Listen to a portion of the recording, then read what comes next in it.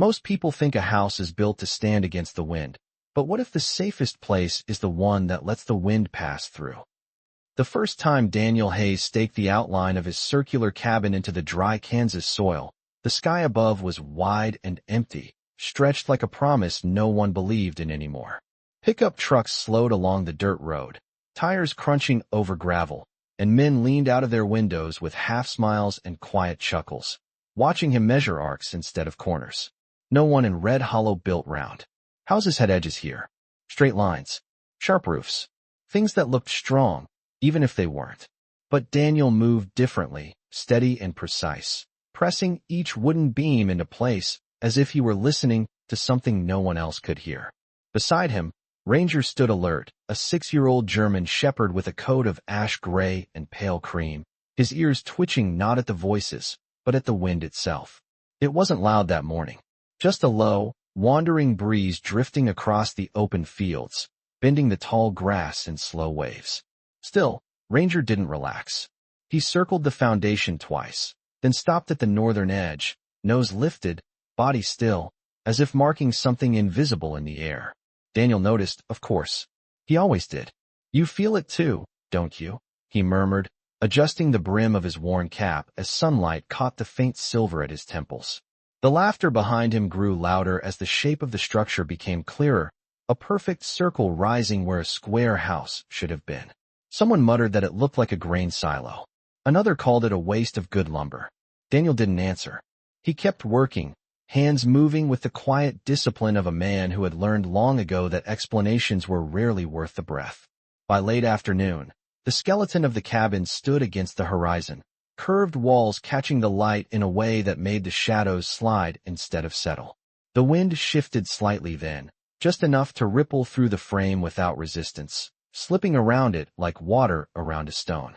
Ranger stepped closer to the structure, pressing one paw against the unfinished wood, ears angled forward. For a moment, everything felt still. Not silent, but listening. Daniel paused, resting his hand against the same beam, feeling the faintest tremor run through it, subtle as a heartbeat remembered rather than heard. He closed his eyes briefly, as if measuring something deeper than distance or weight. Behind him, engines started again, trucks rolling away, laughter fading into the long stretch of road. But the wind remained, moving gently around the rising cabin, as if it already understood what the others did not. And somewhere in that quiet motion, something unseen began to take shape. By the second week, the curve of the cabin had begun to close in on itself, each plank bent carefully into place like it had been taught to follow a shape older than blueprints. The mornings came cool across the plains, carrying that dry Kansas air that smelled faintly of dust and sun-warmed grass. And Daniel Hayes worked from first light until the shadows stretched long across the ground. He measured everything twice, not out of doubt, but out of respect for something unseen, something that demanded precision the way the wind demanded space. Ranger stayed close, never straying far from the structure, his movements quieter now, more deliberate, as if the building itself had become part of his watch. Sometimes he would stop mid-step, ears tilting toward the open fields, listening not to what was there, but to what might be coming. One afternoon, as the sky held that pale, washed-out blue that often meant nothing and everything at once, Ranger let out a single low sound, not quite a bark, more like a warning shaped from instinct. Daniel looked up from his work, scanning the horizon. Nothing moved. No clouds gathered. No storms brewed. Just miles of stillness stretching in every direction. And yet, the dog did not relax. That night, as the temperature dropped and the wind picked up just enough to brush against the unfinished walls, Daniel sat on an overturned crate inside the cabin's frame, a small lantern casting soft light against the curved beams. Ranger lay near the entrance, head resting on his paws, but his eyes remained open, reflecting the flicker of the flame. The wind moved differently here. It did not press. It did not push. It slipped, circling the structure in a quiet rhythm, like it was testing the shape, learning it. Daniel ran his hand along one of the inner supports, feeling the subtle vibration as the air flowed around it. He had felt something like this before, years ago, in a place far from open fields and quiet towns. Back then, it had been about survival. Structures that failed did not get a second chance. He had learned to read the invisible forces that shaped destruction, not to fight them, but to understand them. And understanding, he had learned, was the closest thing to control a man could ever have. The next morning, a few neighbors returned, drawn less by curiosity now and more by something they could not quite name. They stood at a distance, watching the nearly completed cabin with narrowed eyes, as if trying to make sense of it now that it no longer looked like a joke. One man stepped forward, boots crunching against the dry earth, and asked, not unkindly, why the walls had no sharp corners. Daniel paused, resting his hammer against his shoulder, and looked at the man for a long moment before answering. Corners catch things, he said simply. Wind does not like being trapped. The man nodded slowly, though it was clear he did not fully understand. Few people ever did. Ranger rose then, walking to the southern edge of the cabin, his body stiffening as a stronger gust rolled across the plains. This time, the wind did not pass unnoticed. It carried a faint change, a shift in temperature, a subtle tension that seemed to tighten the air itself. Daniel felt it too, not with his ears, but with something deeper, something shaped by years of paying attention when others looked away. He set his tools down without a word and stood beside the dog, both of them facing the same direction, both of them listening.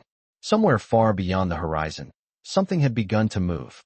And though the sky above them still looked calm, the kind of calm that made people feel safe, Daniel knew better. Because sometimes, the quietest skies were the ones holding their breath.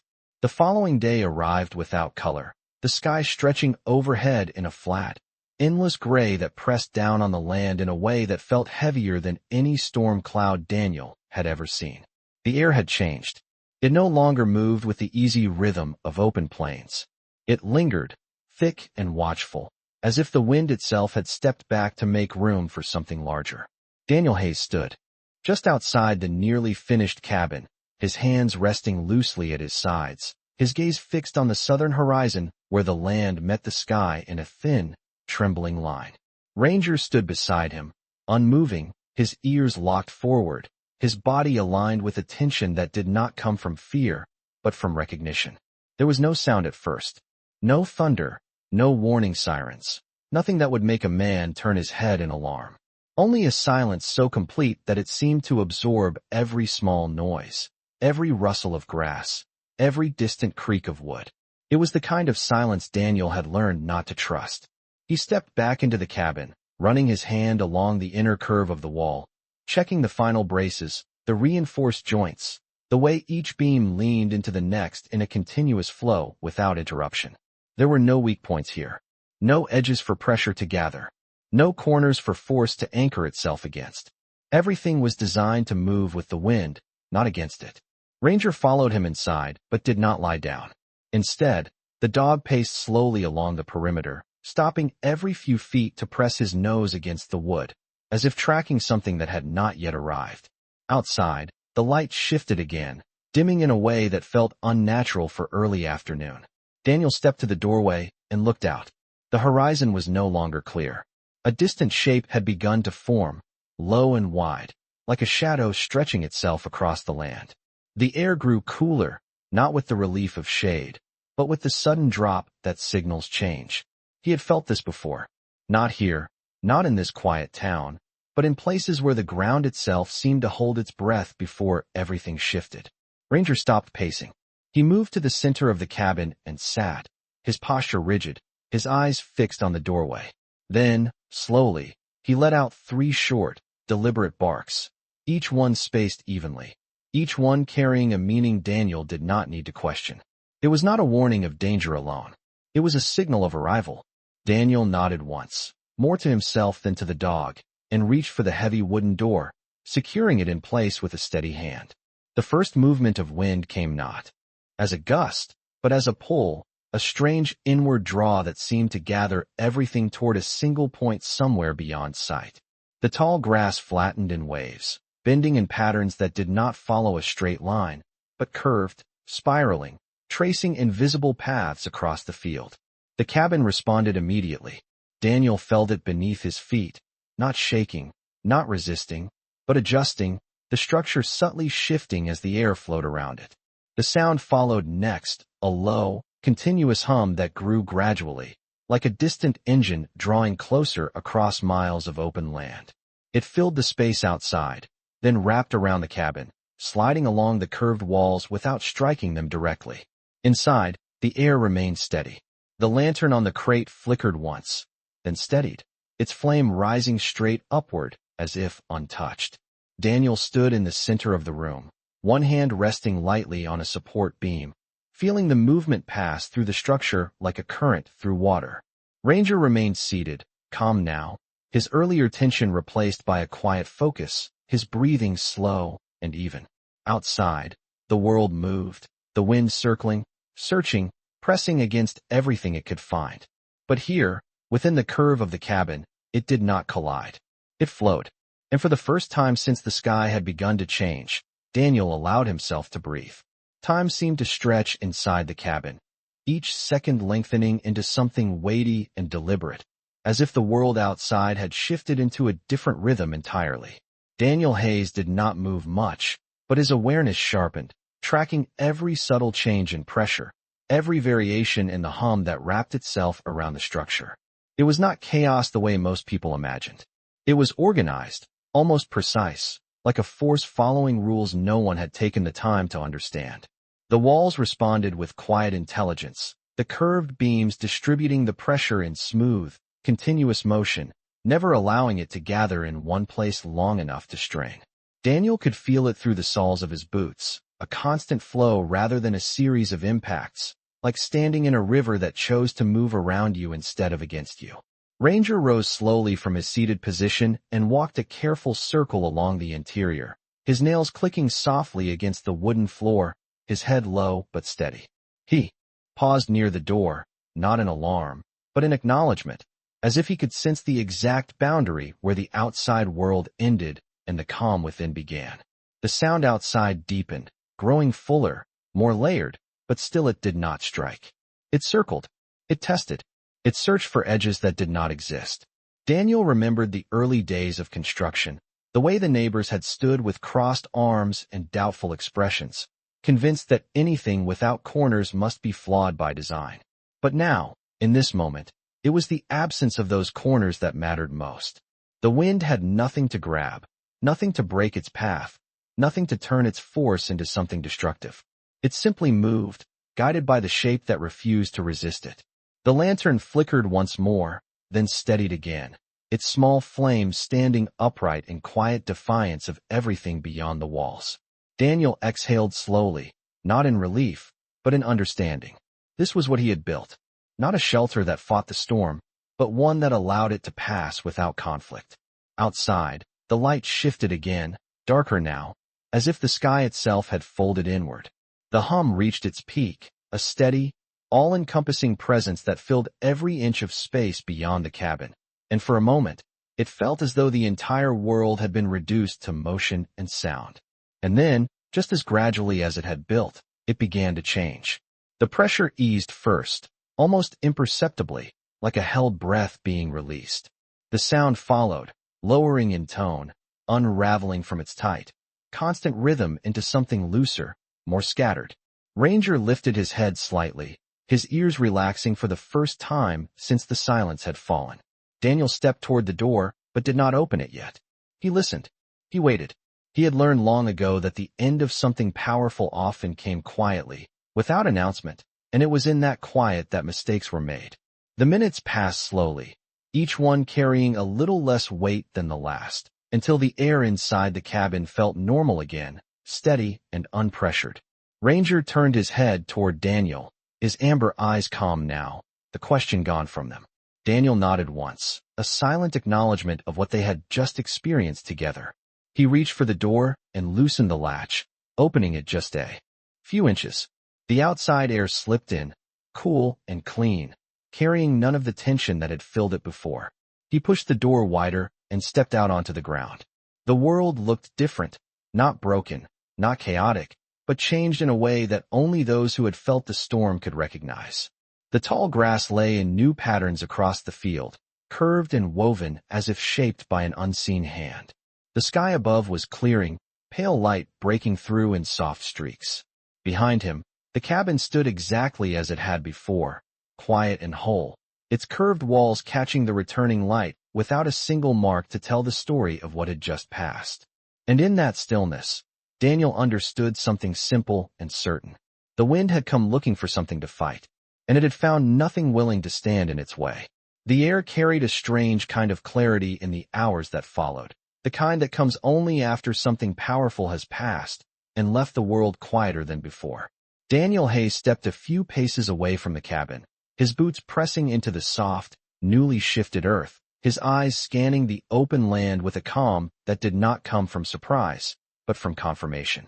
Ranger moved ahead of him, nose low, tracing invisible paths across the ground where the wind had carved its presence into the grass. Nothing was scattered the way people expected after a storm like that. There were no jagged signs of resistance, no sharp disruptions. Instead, the land looked guided, as if everything had simply been moved aside rather than struck. Daniel turned slowly, taking in the full shape of the cabin behind him.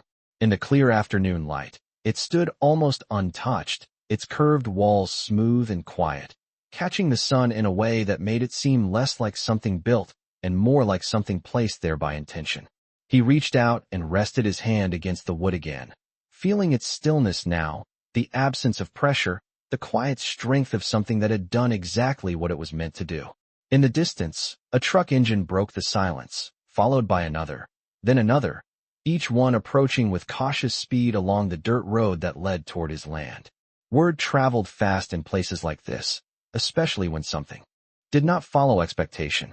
Ranger lifted his head and watched the vehicles approach, his posture relaxed now, his earlier tension replaced by a steady awareness.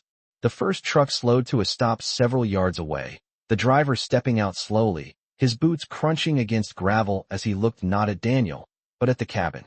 Others followed, gathering in a loose line, their expressions no longer amused, no longer doubtful, but searching for something they could not quite put into words. One man walked closer, his hat in his hand, turning it slowly as if trying to match what he saw with what he believed should have happened. "We felt it pass," he said quietly, his voice carrying more curiosity than certainty. "It went right through the valley." Daniel nodded once. "It did." The man looked past him at the open field, then back at the cabin, his brow furrowing. "Did not touch this place." Daniel did not answer immediately. Instead, he glanced at Ranger, who had stepped back to the edge of the structure, sitting in the same spot where he had first marked the wind days ago. The dog's ears flicked once, catching a soft breeze that moved easily around the cabin, no longer searching, no longer testing. "It did touch it," Daniel said finally, his voice calm, almost gentle. "It just did not find anything to hold on to." The group fell quiet at that, each person turning their gaze to the rounded walls, the seamless curve, the absence of edges they had once mocked. One of them reached out, placing his hand against the wood, as if expecting to feel something different beneath his palm. But there was only the solid, steady surface of a structure that had not resisted, and because of that, had not been broken. Ranger stood and walked toward Daniel, stopping at his side, his presence quiet but certain, like a witness who had understood the truth long before anyone else had asked the question. The wind moved again, light now, almost playful, slipping past the cabin and continuing across the field without interruption. And in that simple motion, something shifted in the eyes of those who stood there, something small but lasting. Not belief, not yet, but the beginning of it. Because sometimes, understanding does not arrive all at once. Sometimes, it comes the same way the wind does, slowly, gently, until one day you realize it was never trying to fight you at all. The crowd did not leave right away, and that in itself said more than anything they could have spoken aloud. In a place like Red Hollow, people were used to moving on quickly, especially from things they did not understand. But this was different. They lingered, shifting their weight from one foot to the other, glancing between the open field and the curved walls of the cabin as if trying to reconcile what they had always believed with what now stood quietly in front of them. Daniel Hayes did not push them away, nor did he invite them closer. He simply remained where he was, one hand resting lightly against the wood, his posture calm, grounded, as though he had expected this moment all along. Ranger moved through the group without hesitation, his presence steady and unthreatening, his amber eyes observing each person with a quiet awareness that made even the most skeptical among them step aside without thinking. He paused beside the man who had spoken earlier, sitting near his boots and looking up briefly before turning his gaze back toward the horizon. It was a small gesture, but it carried a weight that did not need explanation. The man exhaled slowly, as if something inside him had shifted, and lowered himself to a crouch, running his hand over the grass that now lay in smooth, curved patterns around the cabin.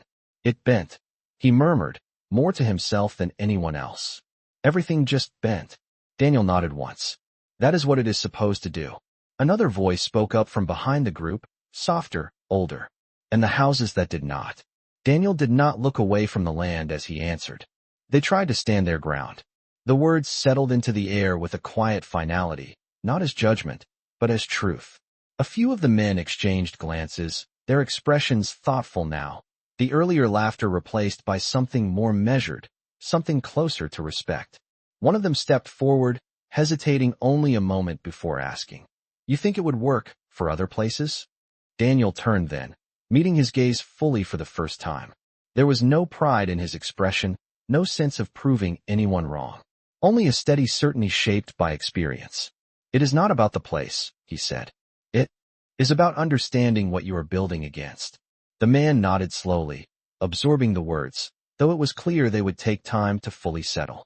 Ranger rose again and walked back toward the cabin, stopping at the doorway and turning once more to look at the group, his posture relaxed, almost inviting. For a moment, no one moved. Then, quietly, the same man stepped forward and crossed the distance, pausing at the threshold before stepping inside. The others followed, one by one, their boots echoing softly against the wooden floor as they entered a space that felt different not because of what it had endured, but because of how it had endured it. Inside, the air remained steady, the curved walls holding a quiet warmth, the lantern still resting where Daniel had left it, its flame calm and upright. The men moved slowly, running their hands along the beams, tracing the arc of the structure, feeling the absence of corners in a way that made them aware of how much they had always relied on them. No one spoke for a while. There was nothing to add that would not disturb the quiet understanding forming between them. Outside, the wind moved gently across the plains, no longer searching, no longer testing, just passing through as it always had, unnoticed until now. Daniel remained near the doorway, watching them not with expectation, but with patience. He knew that what had changed today would not be spoken about loudly, not at first. It would move the way truth often does in small towns, carried in quiet conversations, in thoughtful pauses, in the way people began to look at things just a little differently than before. And as Ranger settled at his side, resting calmly against his leg, Daniel allowed himself a brief, almost imperceptible smile. Because sometimes, the strongest structures were not the ones that stood alone, but the ones that taught others how to stand differently. The sun dipped lower over Red Hollow that evening, casting long, golden light across the fields that had only hours before held something far heavier than light. The trucks were gone now, the voices faded back into the town, leaving behind a quiet that felt different from the silence before the storm. This quiet carried understanding, even if it had not yet found its way into words. Daniel Hayes sat on the small wooden step at the entrance of the cabin, his elbows resting loosely on his knees, his gaze fixed on the horizon where the sky had begun to soften into shades of amber and pale blue. Ranger lay beside him, stretched out with a calm that had returned fully, his breathing slow and even, his ears occasionally flicking at the gentle wind that now moved without urgency. For a long time, neither of them moved. The land itself seemed to be settling, the tall grass slowly rising from where it had been bent, each blade finding its place again in the quiet rhythm of the plains. In the distance, a faint shape appeared along the road, smaller than the trucks from earlier, moving at a steady, unhurried pace. Daniel noticed it, though he did not shift his posture. Ranger lifted his head first, watching the figure approach with quiet interest rather than concern. As it drew closer, the outline became clear, a young woman walking alone, her boots kicking up small clouds of dust with each step, her jacket pulled close against the cooling air. She stopped a few yards from the cabin, her eyes moving slowly over the structure, taking in its shape, its stillness, the way it seemed to belong to the land without imposing on it. "Is it true?" she asked after a moment, her voice soft but steady, "that it stood through it all?" Daniel considered the question, not because he did not know the answer, but because he understood what she was really asking. "It was here," he said simply. The woman nodded, as if that was enough, though her eyes lingered on the curved walls with a curiosity that had not yet settled into understanding. She stepped closer, hesitating only briefly before placing her hand against the wood, her fingers tracing the smooth arc as if searching for something hidden beneath the surface. "My father's place did not make it," she said quietly, her gaze lowering to the ground. "He built it himself. Said strong corners meant strong walls." Daniel remained still, his expression unchanged, but something in his eyes softened, not with pity, but with recognition. "He built what he knew," he replied. The woman nodded again, her hand still resting on the cabin, feeling its quiet steadiness beneath her palm. Ranger rose slowly and walked toward her, stopping just within reach, his posture calm, his presence gentle. She looked down at him, a faint, tired smile touching her face as she lowered her hand to rest briefly against his head. "He knew before anyone else, did not he?" she asked, glancing toward Daniel. Daniel gave a small nod. "He listens better than most." The woman exhaled softly, as if releasing something she had been holding since the sky first began to change. She stepped back from the cabin, her eyes lifting once more to take in its full shape, not with disbelief now, but with a quiet kind of acceptance. "Do you think," she began, then paused, searching for the right words. "Do you think something like this could be built again?" Daniel looked out over the open land, the gentle wind moving across it in slow, easy waves, then back at the cabin that stood without resistance, without damage, simply present.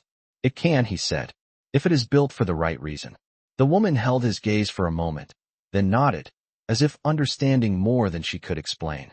As she turned to leave, Ranger watched her go, his ears following the sound of her footsteps until they faded into the distance.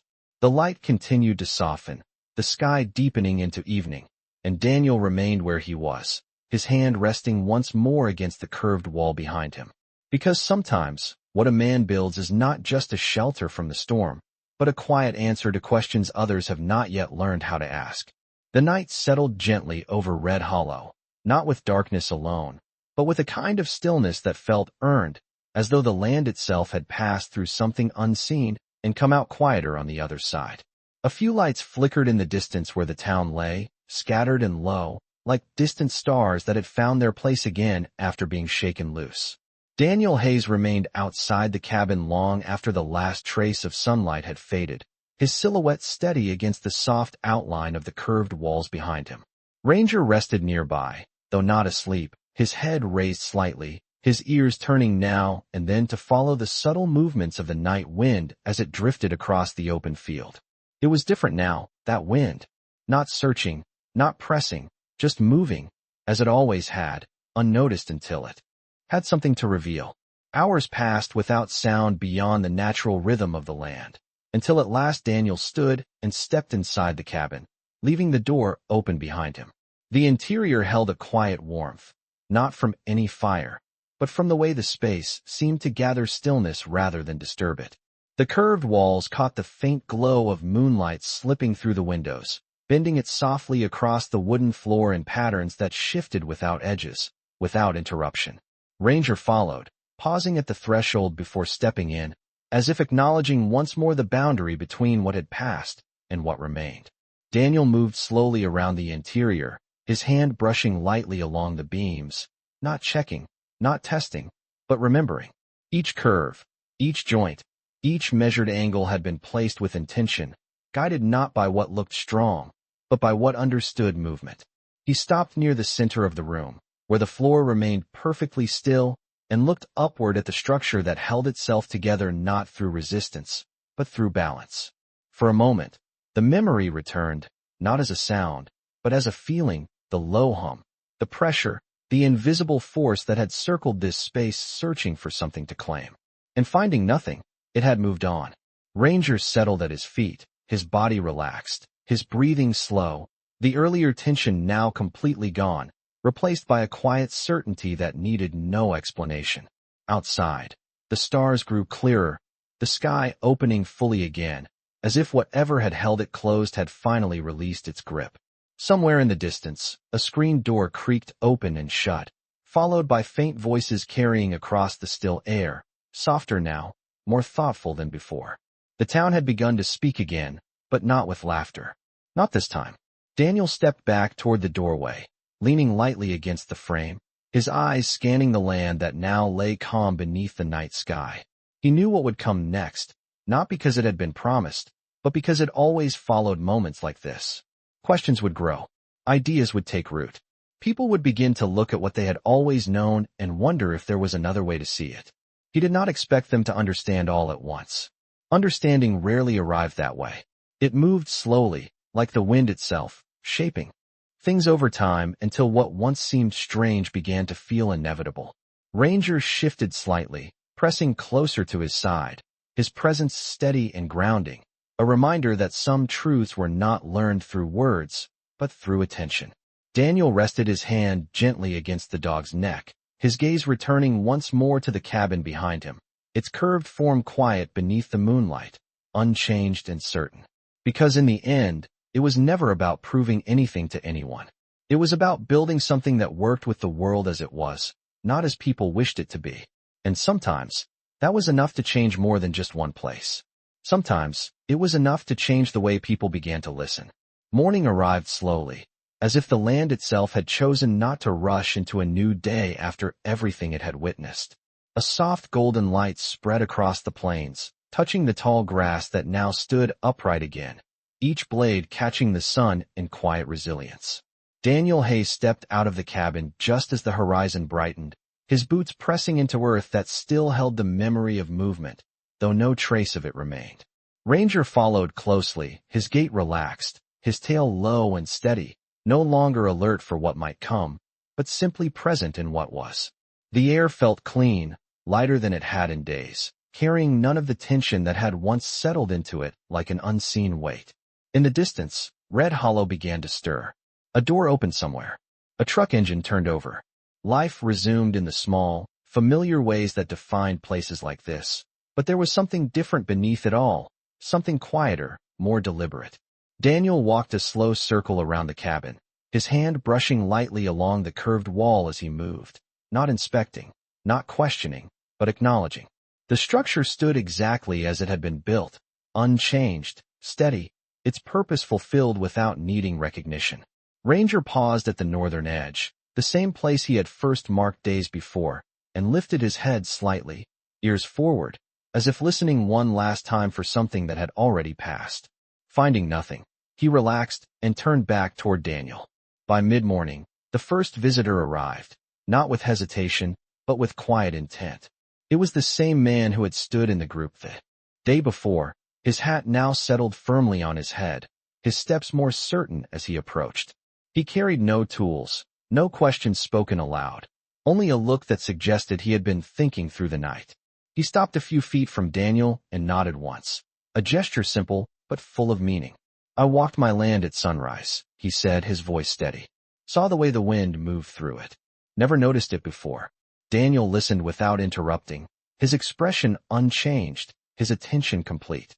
"I kept thinking about what you said," the man continued. "About corners." He glanced toward the cabin, then back at the open field. "I always thought strength meant standing firm. But maybe—" He paused, searching for the right words, then let out a quiet breath. "Maybe it means knowing when not to." Daniel gave a small nod, not as agreement, but as acknowledgement. Ranger stepped closer, sitting beside the man, his presence calm and grounded, as if confirming something that did not need to be spoken twice. More people came as the day went on. Not all at once, not in a crowd, but in ones and twos, each arriving with their own thoughts, their own questions carried silently in the way they looked at the cabin, at the land, at the sky above them. Some spoke, some did not. Some simply stood for a while, letting their understanding take shape in its own time. Daniel did not teach in the way people expected. He did not offer plans or instructions. He only answered what was asked, and often, what he said was less than what they hoped to hear. But it was enough, because what they had seen could not be undone. It had already begun to settle into them. the way truth often does, quietly and without force. By late afternoon, the lights softened again, stretching long across the plains, and the visitors slowly returned to their own land, carrying with them something that did not weigh anything, but would change the way they built, the way they thought, the way they listened. Daniel remained where he was, standing beside the cabin, his hand resting once more against its curved wall. Ranger leaned gently against his leg, his eyes half closed, at ease in a way that came only after something had been understood completely. The wind moved again, light and steady, passing through the open land without resistance, without interruption, just as it always had. And for a moment, Daniel closed his eyes, not to rest, but to feel it, the quiet motion of something that did not need to be fought, only understood. Because he had never set out to prove anyone wrong. He had only built what he knew to be true. And sometimes, that was enough to change not just what stood in the storm, but what remained long after it had passed.